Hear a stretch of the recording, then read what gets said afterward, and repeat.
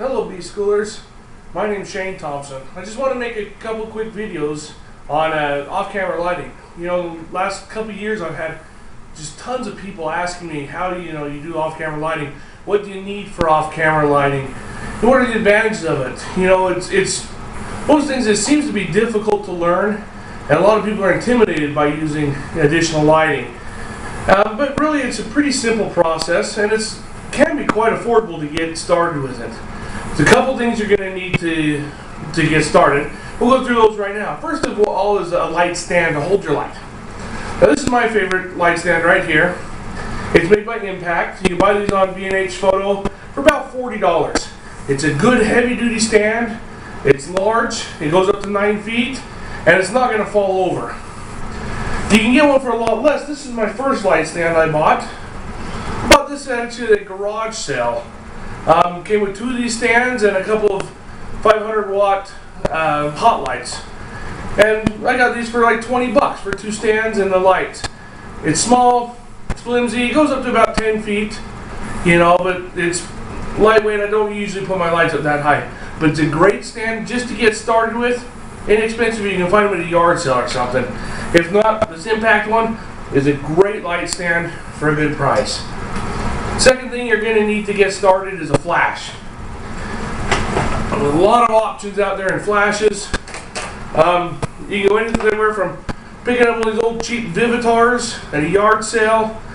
God, you can buy these at thrift stores for $5, $10 sometimes.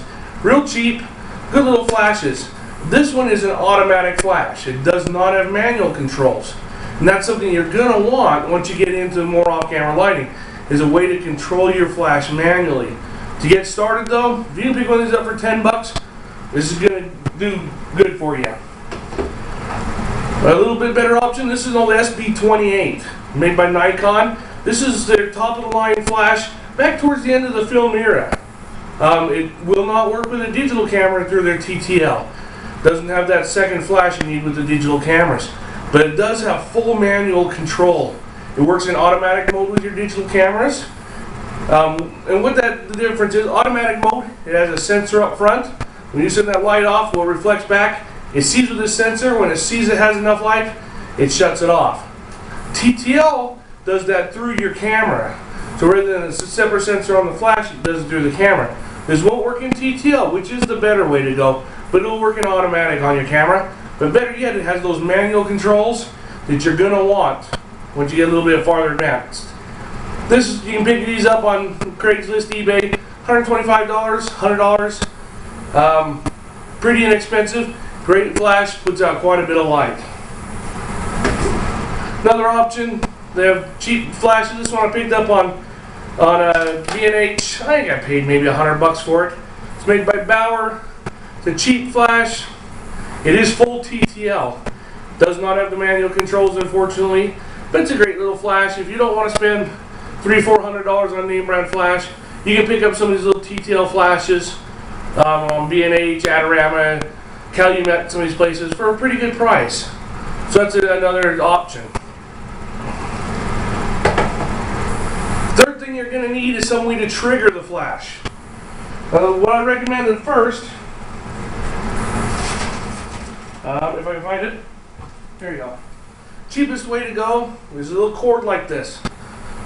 This is a TTL cord. This one's for Nikons, and it just mounts right to your shoe on top of your camera, and then this can go up on your light stand and hook to your light. That way your light has full TTL capabilities.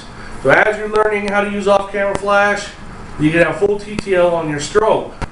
Okay, that's nice. If you put your light in a modifier, such as a softbox or something, if you're using an automatic flash, that sensor won't be able to see that light. It won't work. You want that TTL. It will also work to fire the flash when you use it in manual too.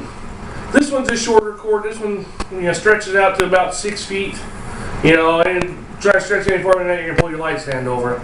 They make these though without the coiled cord, just a straight cord, up to 25 feet, which is great if you're in a studio. If you're at a wedding reception, you're gonna have kids tripping on that cord. Not a good idea.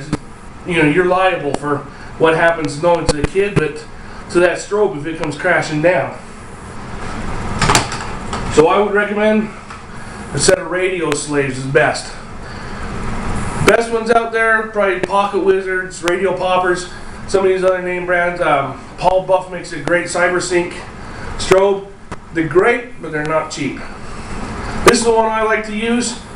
Just a simple little kit. I picked this up at Backdrop Outlet down in Oceanside, I guess. Down in Oceanside, you can get them online. I think it's like 40 bucks for the kit. I waited till it went on sale and got it for $25. Okay? Just last week I ordered another receiver. I can't have enough of these receivers, but multiple flashes. You have one transmitter. It just slides right on top of the hot shoe of your flash. And then these receivers have a little plug, and they plug into your flash. You'll probably have to come up with some sort of an adapter to fire it with most flashes, because it just comes with a little small phonograph plug. But they're great way. Nice thing about them is I can put two flashes in the corners of the reception center, and then have a third one that I carry with me on my smaller stands, and light up the whole dance floor. Those ones in the corner bounce off the ceiling, light up the floor. And then use that third one that I carry with me is fill flash. You also great thing, put one right behind the couple, flashing right towards you, with just a little fill flash. Turn your flash down, gives a great kind of a spotlit look. You can do so much neat stuff with these. I mean, we're low cost. Stand, 40 bucks. Flash, I mean, you pick up a nice one, 100 bucks. Set of these, 50 bucks, $200, you're into it, and you're ready to go. You're ready to do off-camera lighting for under 200 bucks. It's really not that bad. You know, when you get into this, you're going to want to spend a little more money. The main light I use for off-camera flash is this guy here. It's my Norman. It's 400 watt seconds. Has a battery pack with it, so you're not constantly changing double A's. So I would use a lot of double A's.